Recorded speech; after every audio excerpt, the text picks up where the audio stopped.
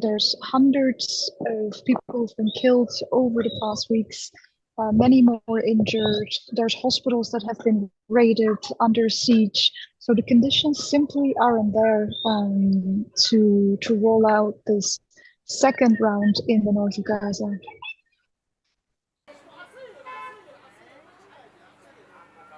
Our deadline is mid-November. Past that deadline, the immunity of children who have received that first dose will rapidly decline. So what is going to happen is really two things. The first one is that the children in the north of Gaza, we estimate there are almost 120,000 children left there, 119 something. So those 119,000 plus children in northern Gaza will not be protected. And polio is a dangerous disease. Polio paralyzes. It can actually kill. So these children are at grave risk.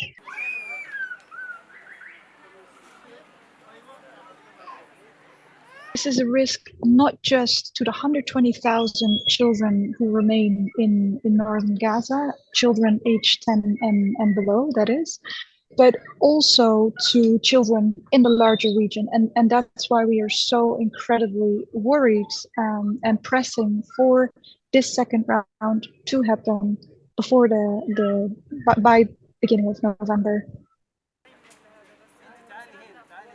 People's immunity, people's resilience, physically and mentally, is just depleted. They're worn out. These people are scarred and traumatized.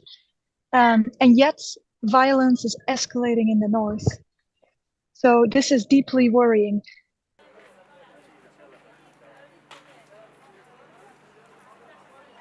It should come as no surprise that we have these very, very dire projections. So across the board, it's not looking good for children and their families in Gaza, because everything I described. And also a reminder, these kids have already lost 1 year of school, and it doesn't look like they'll be able to go back this year either. So we're looking at a risk of a lost generation, really.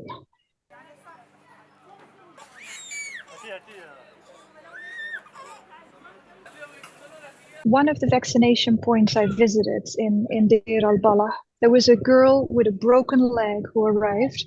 Her dad had carried her on his back. This was a 10-year-old girl, so not a small child. And she had these metal pins in her leg. And as I spoke to the girl and to her father, especially the father, made it very clear there's already so many threats to his daughter in Gaza. Polio is yet another threat. So, whatever it takes, he was going to make sure that his daughter was going to be able to get that second dose. So that is indicative of how strongly parents and families feel about the safety and the health of their children.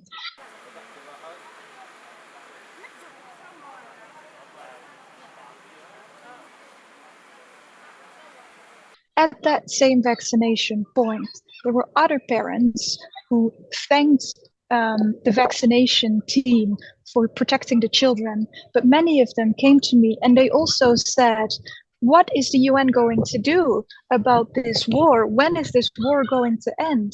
We appreciate you vaccinate our children, but if we walk out the street and then we're hit by a shell or a bomb, what's the point of protecting our children?